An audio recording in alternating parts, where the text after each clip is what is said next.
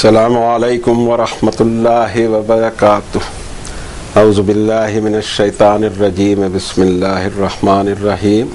واختار موسیٰ قومہ 70 رجلا لمیقاتنا فلما اخذتهم الرجفة قال رب لو شئت اہلکتهم من قبل وإیایا اتہلکنا بما فعل السفہاء منا ان ہی الا فتنتک تضل بها من تشاء وتهدی من تشاء انت ولینا فاغفر لنا وارحمنا وانت خیر الغافرین واکتب لنا فی هذه الدنیا حسنة وفی الآخرة انا ہدنا الیک قال عذابی اصیب به من اشاء ورحمتی وسعت كل شیء فساکتبها للذین یتقون ویؤتون الزکاة والذین هم بآیاتنا یؤمنون الذین یتبعون الرسول النبی الأمی الذی یجدونه مکتوبا عندهم فی التوراة والانجیل یأمرهم بالمعروف وینہاهم عن المنکر ویحل لهم الطیبات ویحرم علیہم الخبائث ویدع عنهم اسرهم والاغلال التي كانت علیہم فالذین آمنوا به وعزروه ونصروه واتبعوا النور الذي انزل معه اولئک هم المفلحون۔ صدق اللہ العظیم وصدق رسولہ النبی الکریم ونحن علی ذلک لمن الشاہدین والشاکرین والحمد للہ رب العالمین۔ کتاب ہدایت کے چیپٹر نمبر 7 کی یہ آیتیں تھی۔ آیتوں کا سیریل 154 سے لے کر 157 تک۔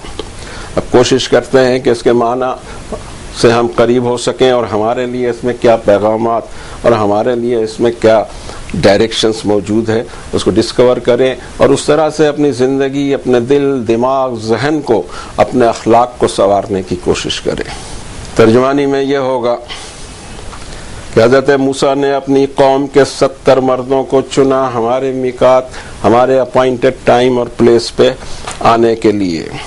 پھر جب انہیں بلاسٹ نے پکڑ لیا، حضرت موسیٰ کہنے لگے کہ اے رب میرے، آپ چاہتے تو انہیں ان سے پہلے ہلاک کر دیتے اور مجھے بھی۔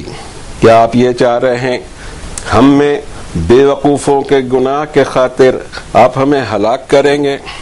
یہ تو آپ کی طرف سے زبردست آزمائش ہوئی۔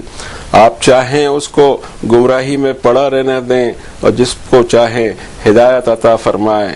آپ ہی ہمارے پروٹیکٹر ہیں، مغفرت فرما دیجئے ہماری اور رحم کر دیجئے ہم پر، اور آپ بہترین مغفرت فرمانے والے ہیں۔ اور اے رب ہمارے لیے اس دنیا میں بھی حسین انجام لکھ دیجئے اور آخرت میں بھی ہم توبہ کر کے آپ کی طرف پلٹے ہیں۔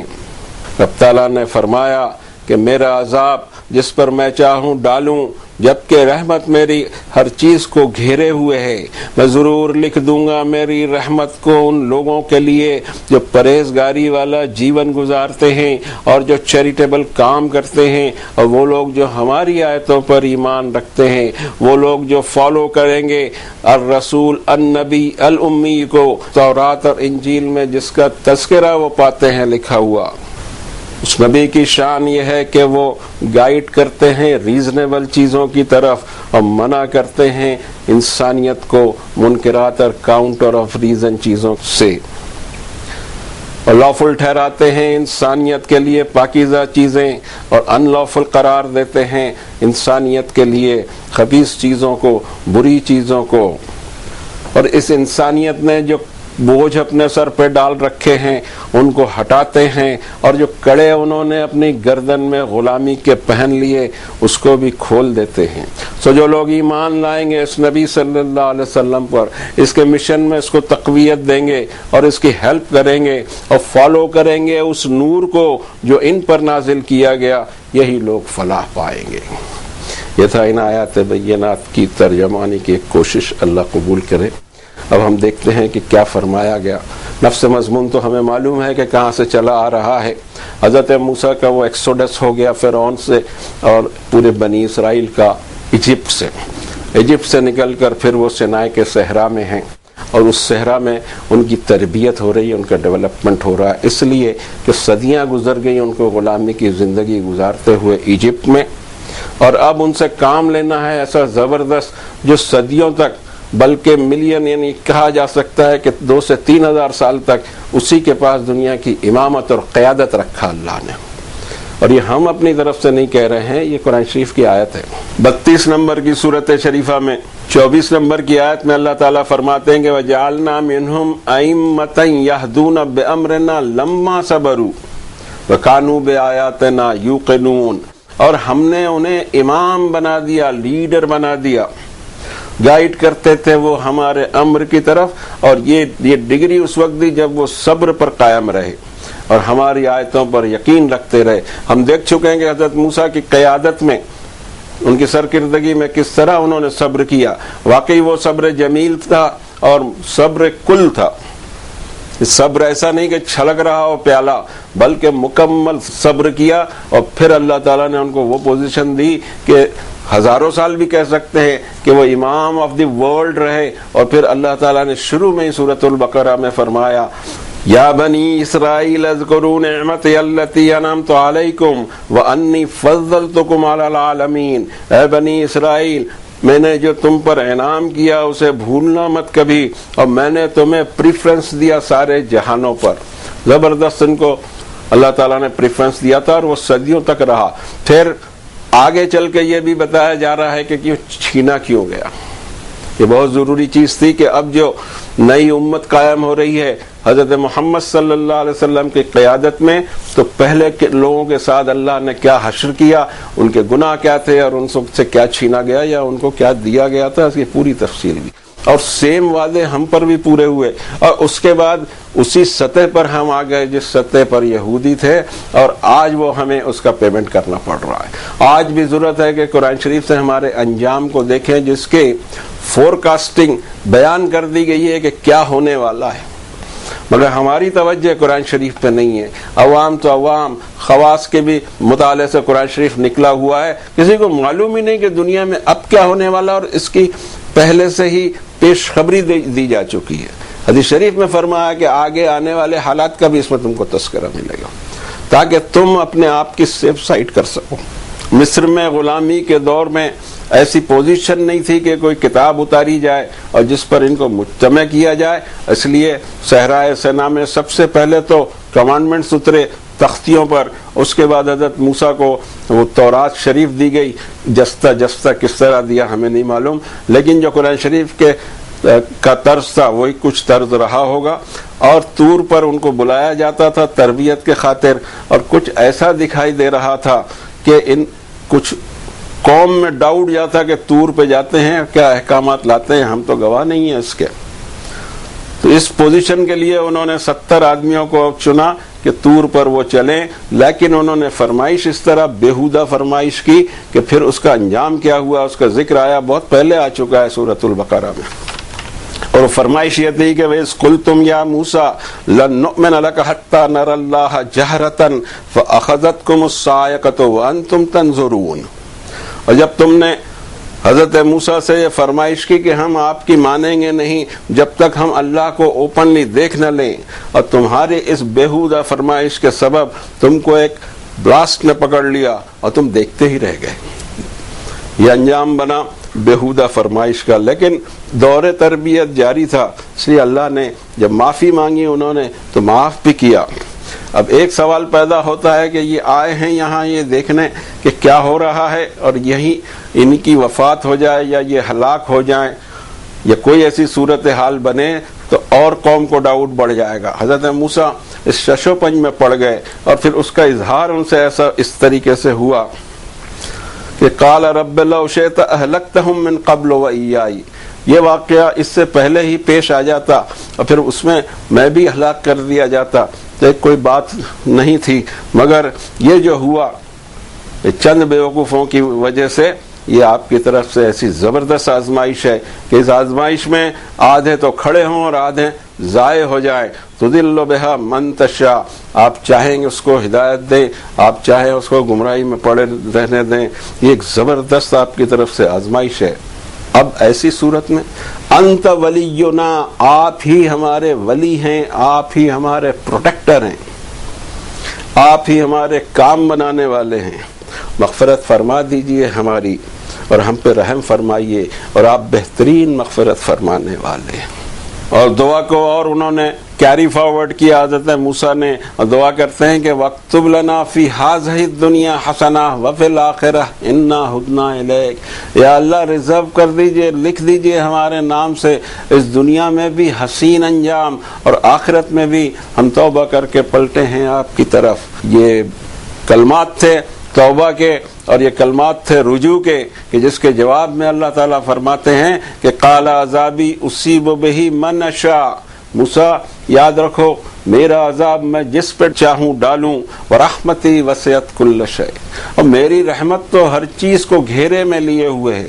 اس کو سمجھنا بہت ضروری ہے، اللہ کی رحمت کو، اور اس رحمت کو جب چیلنج کیا جاتا ہے، اور اس حد تک انسان پرسنل ہو یا سوسائٹی وائز ہو یا نیشن وائز ہو، جب اس حد کو پھلانگتے ہیں اس وقت اللہ کا عذاب آتا ہے، لیکن اس کے پہلے بہت زیادہ چانس دیا جاتا ہے، اس لیے کہ اللہ تعالیٰ بڑی مغفرت فرمانے والے، الرحمن اور الرحیم ان کی ایسی صفت ہے جس کا بار بار تذکرہ کرتے ہیں، اور اس کے معنی یہ ہوتے ہیں کہ رحمت تو ہے ہی ہے، لیکن رحمان کا ایک کیفیت جوش مارتے ہوئے رحمت آئے، رحم آئے، اس کو کہتے ہیں۔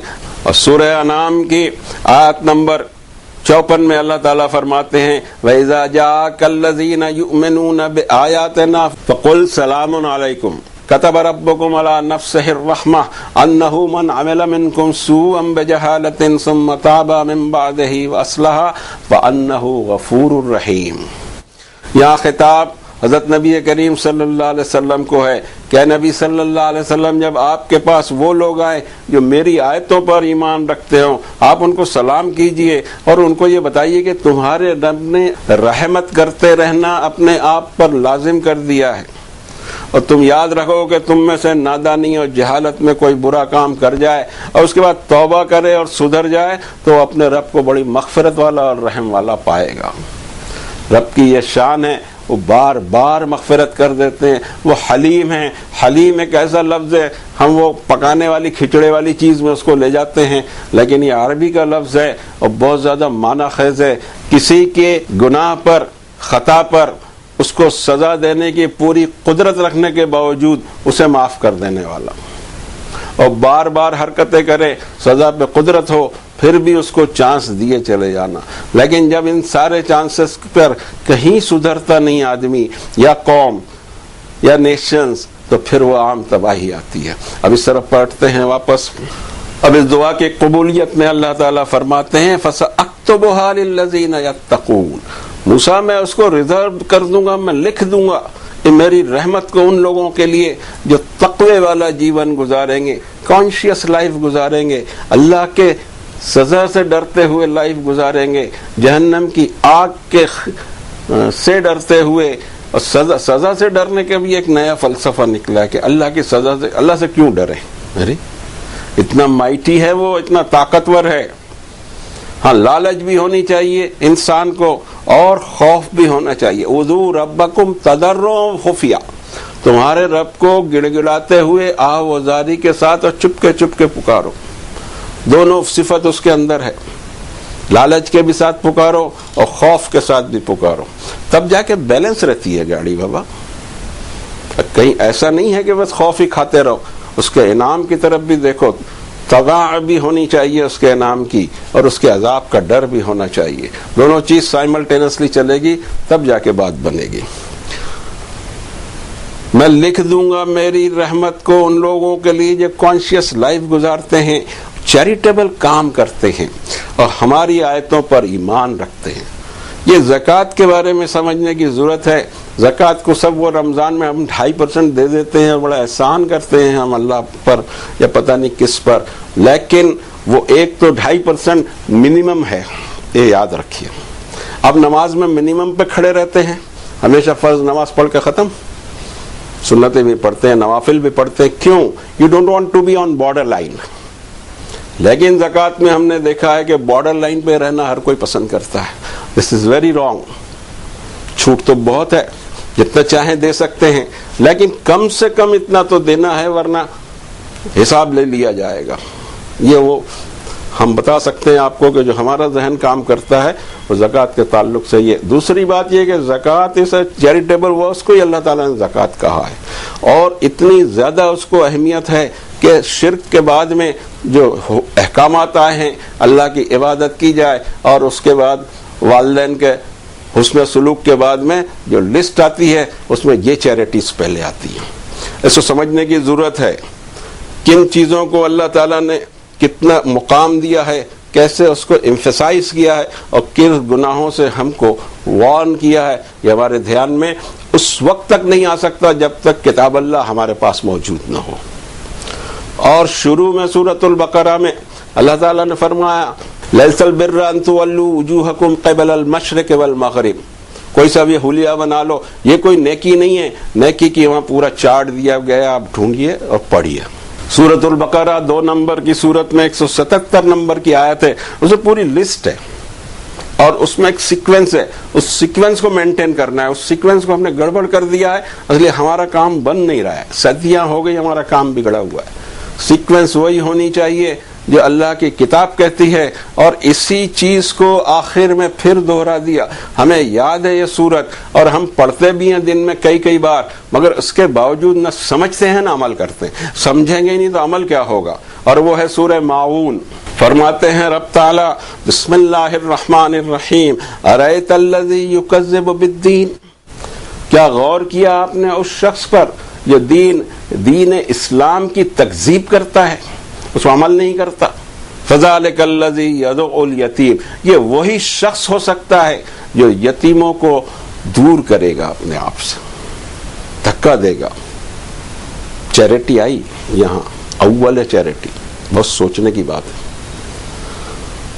ولا یحض علی طعام المسکین، اس کے دل میں کوئی ارج نہیں اٹھتی ہے بھوکے کو کھانا کھلانے کے لیے۔ فویل للمصلین، برباد ہوں گے وہ نمازی جو اپنی نماز میں غفلت برتتے ہیں، دکھاوا کرتے ہیں اور لوگوں کے چھوٹے موٹے کام نہیں آتے۔ اتنا امپورٹنس اس کو دیا ہوا ہے، ہمارے معاشرے میں یہ امپورٹنس نہیں رہی۔ وہ 2.5% چیریٹی ہمارے لیے بہت ہو جاتی ہے، اور پتہ نہیں وہ بھی کون اٹھا کے لے جاتا ہے یہ بھی نہیں معلوم۔ ہمیں ہم جس چیز کو ہمیں مد نظر رکھنا تھا، ہمارے قریبی عزیز پڑوسی وغیرہ وغیرہ، وہ چھوڑ کے دور دور چیریٹی جا رہی ہے۔ یہ غریب رہ رہے ہیں ہمارے پڑوس میں، ہم رہ رہے ہیں بنگلوں میں یا فلیٹس میں، 100 مالے کی ہماری بلڈنگ ہے، کروڑوں روپے کے ہمارے فلیٹ ہیں، بازو میں جھگی جھوپڑی بھی بنی ہوئی ہے۔ کوئی توجہ دیتا ہے؟ نہیں۔ دور دور بھیجیں گے چیریٹی تاکہ نام ہو، لیکن اس کو دینے سے نام نہیں ہوگا، یا پھر یہ کہ بھاری پڑتا ہے، یہ کوئی اہمیت نہیں ہے، ایسا نہیں ہے۔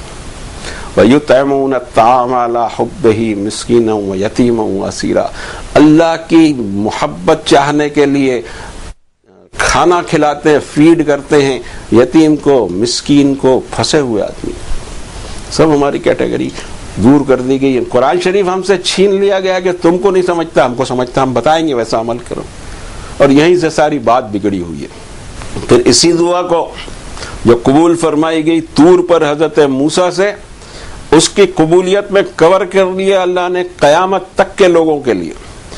موسیٰ کو نہیں معلوم کہ اب میری قوم میں کتنے کتنے نبی آئیں گے اور کیا کیا خدمت اللہ لیں گے اور کیسی کیسی فضیلت انہیں دیں گے، اور اس ڈیزرٹ کے بعد میں ان کو پیلسٹائن میں کیسے بسائیں گے۔ حضرت موسیٰ کو یہ سب نہیں معلوم، اور یہ سب ہوا ان کے بعد، اور وہ ہوا یہ کہ اللہ نے اس کے بعد ایک سلسلہ رکھا بنی اسرائیل میں، اور وہ سلسلہ حضرت عیسیٰ علیہ السلام پر پورا ہوا کہ حضرت عیسیٰ و رسولا الی بنی اسرائیل، بنی اسرائیل کی طرف نبی بنا کر بھیجے گئے تھے۔ مگر اس کے بعد جو رسول آئے ان کی شان میں بتایا جا رہا ہے الذین یتبعون الرسول النبی الامی الذی یجدونہ مکتوبا عندہم فی التوراۃ والانجیل، وہ لوگ جو فالو کریں گے اس رسول النبی الامی کو جس کا تذکرہ وہ پاتے ہیں لکھا ہوا اپنے پاس تورات اور انجیل میں۔ یہ تذکرے آئے ہوئے ہیں، آپ خود دیکھیں، اس وقت اتنے چھوٹے سے پیریڈ میں ساری باتیں نہیں کی جا سکتی، بائبل کا مطالعہ کریں، کس جگہ کہاں ہے لوگوں نے کام کر کے رکھا ہوا ہے، دیکھے ہوں اس کو.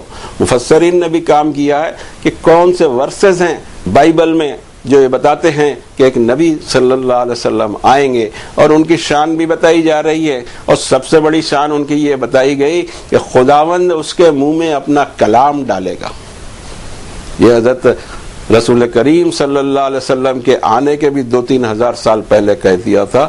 اور یہ سب سے بڑی شان تھی. یہ جو کلام پڑھتے ہیں نا ہم قرآن شریف، یہ اللہ کے الفاظ ہیں، کلام ہے جو ہمارے منہ سے نکلتے ہیں، اور یہ چیز ہمارے ہی پاس ہے اور کسی کے پاس نہیں.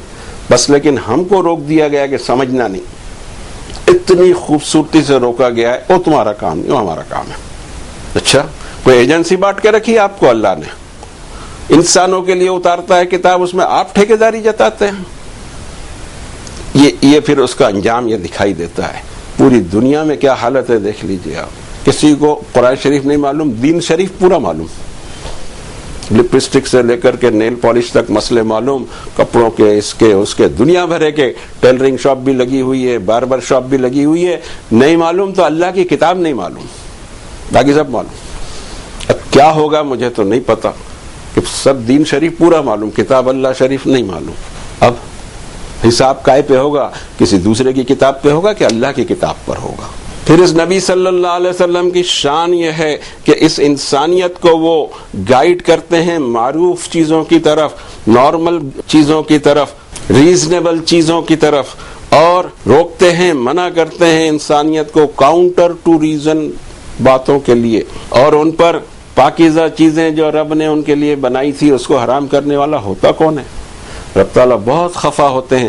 جتنی چیزیں پاکیزہ ہیں، جتنی چیزیں خوشنما ہیں، اللہ نے انسانوں کے لیے پیدا کی. والذی خلق لکم ما فی الارض جمیعا، وہی تو ہے اللہ کے جس نے انسانوں تمہارے لیے زمین کی ہر نعمت پیدا کی. لیکن تم کو یاد رکھنا ہے کہ تم طیبات کی طرف جاؤ، خبائث کی طرف نہ جانا. اور یہ خبائث بھی طیبات کو کب غلط استعمال ہی خبائث کی طرف لے جاتا ہے. پاکیزہ چیزوں سے ناپاک چیز شراب نکال لی جاتی ہے، کشید کی جاتی ہے. آج کل تو اناج سے بھی، اور وہ بگاس ہے اس کا گنے کا، اس سے نکالا جا رہا ہے. کائے سے شراب نہیں نکالی جا رہی ہے. توبہ یہ چیزیں کائے کے لیے تھیں اور اس کا کیا استعمال دنیا کر رہی ہے، اللہ ہی بہتر جانے. وَيَضَعُ عَنْهُمْ إِصْرَهُمْ، یہ بوجھ انہوں نے اپنے اوپر میں اوڑھ لیے ہیں. رسول اللہ صلی اللہ علیہ وسلم آ کے سارے بوجھ کو اتار پھینکتے ہیں. ایک کی غلامی، اتنوں کی غلامی، اور وہ بھی تمہارے جیسے انسانوں کی غلامی، یا بے جان چیزوں کی غلامی، یا جانوروں کی غلامی. ان کے سامنے سر جھکے اور پھر ان کے دن منائے جائیں. اس کے دن ہے، فرصت ہی نہیں ہے. ہم دیکھتے ہیں ہمارے ملک میں اور آس پاس کے ملکوں میں، دیکھتے ہیں مسلمانوں کو فرصت بچی ہے. کیا کیا رسمیں ہیں، کیا کیا ان کے تہوار ہیں. 2 ہی ایک تہوار تھے ایک طرح سے. رمضان ختم ہو تو عید الفطر اور عید الاضحیٰ حج کے موقع پر. وہ تو ٹھیک ہے کہ اپنی جگہ ہو رہی ہے، باقی سب چیزیں کہاں سے آئی؟ کسی ایک کا ذکر مجھے بتا دیجیے. جو ہم تہوار مناتے ہیں کسی ایک تہوار کا ذکر قرآن شریف میں بتا دیجیے اور اس کا حکم بھی بتا دیجیے. یہ کہاں سے آئی؟ یہ پولیوشن پھر ہم نے لا لیا. جس پولیوشن کو رسول کریم صلی اللہ علیہ وسلم نے دور کر دیا تھا، ہم نے ان کے ہی نام پر لے آئے. ہماری بھی شان ہے. اور اس کے بعد میں والاغلال التی کانت علیہم، یہ کڑے باندھ لیے. یہ نہیں کریں گے، بدھ کے دن یہ نہیں کریں گے، جمعرات کے دن وہ نہیں کریں گے، اس میں یہ نہیں کھائے گا، اس میں وہ نہیں کھائے گا، اس کے لیے یہ پکا رہے، اس کے لیے وہ پکا رہے. کس کے لیے کیا پکا رہے بھائی؟ پکانا بھی ہے تو ان غریبوں کو، محتاجوں کو، بھوکوں کو دو جو تمہارے ملک میں سب سے زیادہ رہتے ہیں. خوبی کی بات یہ دیکھی ہے، مسلم ممالک میں پیسہ ضرور ہے اور بھوکمری بھی اتنی ہے. اتنا امبیلنس ہمارے آس پاس کے ملکوں میں ہم دیکھتے ہیں. یہاں مسلم محلوں میں ہم دیکھتے ہیں انڈیا میں. ایسی کیا بات ہو گئی؟ اتنے رئیس ہیں، اتنی زکوٰۃ نکلتی ہے اور بھوکے بھی لوگ مر رہے ہیں بازو میں. شہر میں ذرا شہر کی زکوٰۃ تو دیکھ لیں کہ شہر میں زکوٰۃ کتنی نکلتی ہے. اب یہ کہتے ہیں ایک شہر کی زکوٰۃ اسی شہر پر خرچ کی جائے اور صرف غریبوں پر خرچ کی جائے تو 10 سال میں مسلمان میں کوئی غریب نہیں ملے گا آپ کو، اور اگلے 10 سال میں اور کوئی مذہب کا آدمی بھی غریب نہیں ملے گا. جتنے مستحق ہیں سب کو ایکولی بڑھ جائے. لیکن یہ نکلتی بھی ہے، اس میں بھی مجھے پتا ہے اور آپ کو بھی پتا ہے، کھولنے مت لگائیے بات کو کہ اس کا بھی مس یوز کس طرح ہوتا ہے اور کیسے اس میں، یعنی 2.5% دینے کے لیے جیسا یہ کوئی ٹیکس ہو کسی ظالم حکومت کی طرف سے، ایسا ٹریٹ کیا جاتا ہے. اور اللہ تعالیٰ کو بھی انکم ٹیکس آفیسر سمجھ کے باقاعدہ اس کے اسٹیٹمنٹ تیار کیے جاتے ہیں. یا میرے رب وہ کیا گن کے تم کو دیتا ہے؟ جو زکوٰۃ نکالتے ہیں ذرا دیکھو تو صحیح کہ ان کو بے حساب دیا ہے، اور ترزق من تشاء بغیر حساب. لیکن زکوٰۃ ادا کرنے کے لیے بڑا حساب رہتا ہے کہ 2.5% سے 1-8% بڑھ نہ جاوے کہیں. یہ سوچ ہماری بنی ہوئی ہے، اسی لیے پوری ترتیب الٹ گئی ہے. اور دین جس کو ہم نے سمجھا ہے اس میں چند چیزیں اوپر آ گئی، چند چیزیں نیچے چلے گئی. زکوٰۃ کے بارے میں اتنا سینسیٹیو ہے قرآن شریف کہ غریبی بچے نہیں. اور یہ ہوا دور اول میں. حضرت رسول کریم صلی اللہ علیہ وسلم کے انتقال کے بعد 15 سال کے اندر میں پورا عرب غریبی ختم، ناخواندگی، الٹریسی ختم. ایسا انقلاب دنیا نے دیکھا ہے حضور کے ہاتھوں.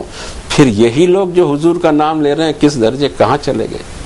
لڑکیوں کی تعلیم نہیں، ان کے اسکول بند کر رہے ہیں، بم پھینک رہے ہیں ان پر، گولیاں چلائی جا رہی لڑکیوں پر. معصوم لڑکیاں پڑھنے جا رہی ہیں، آپ گولیاں چلا رہے ہیں. اور یہ اسلام ہے؟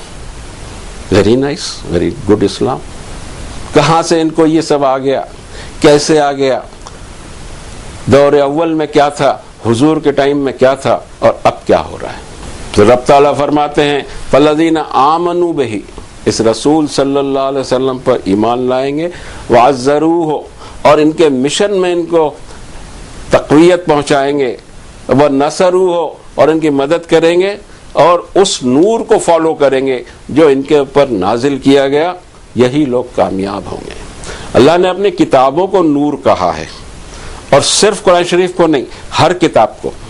اور اس سے پہلے ایک زبردست کتاب موجود رہی جب تک قرآن شریف پورا نازل نہیں ہو گیا، اسی کتاب کو اہمیت بھی نہیں ہوئی تھی. اسی سے رسول اللہ صلی اللہ علیہ وسلم نے قبلہ طے کیا، روزوں کے احکامات طے کیے تورات پر. اور اسی تورات کا ذکر اللہ تعالیٰ کرتے ہیں سورۃ المائدہ 5 نمبر کی سورت میں. اللہ تعالیٰ آیت نمبر 44 میں فرماتے ہیں انا انزلنا التوراۃ فیہا ھدی ونور، ہم ہی نے نازل کی تھی تورات کو جو ہدایت اور نور سے بھرپور.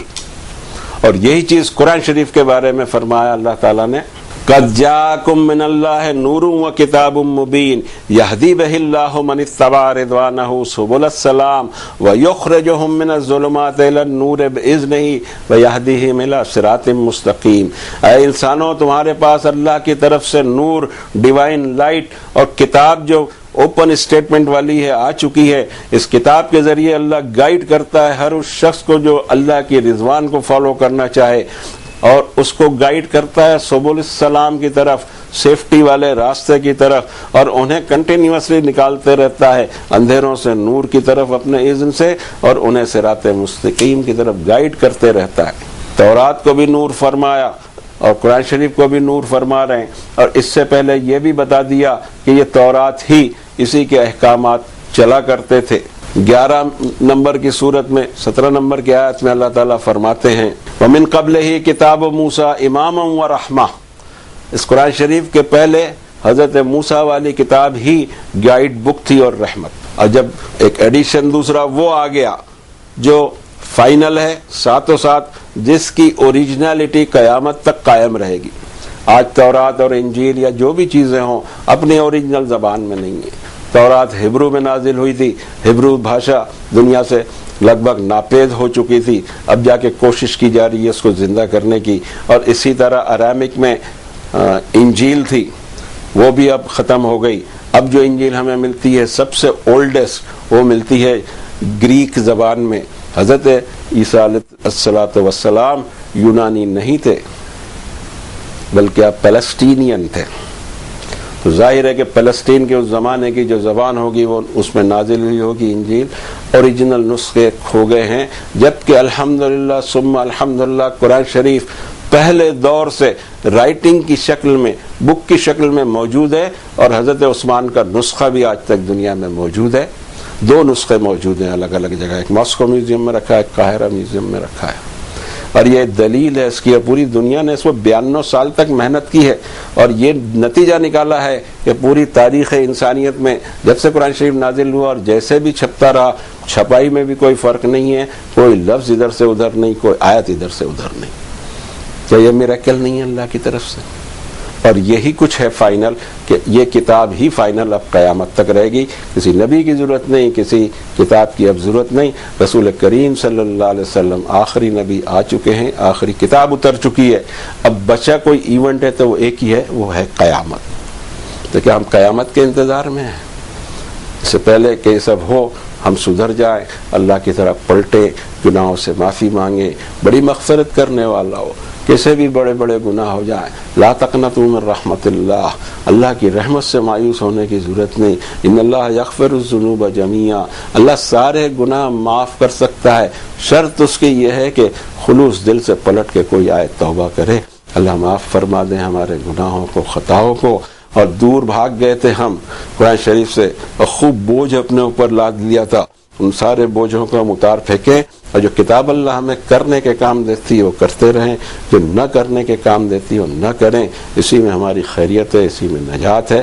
وصلی اللہ علی النبی الکریم۔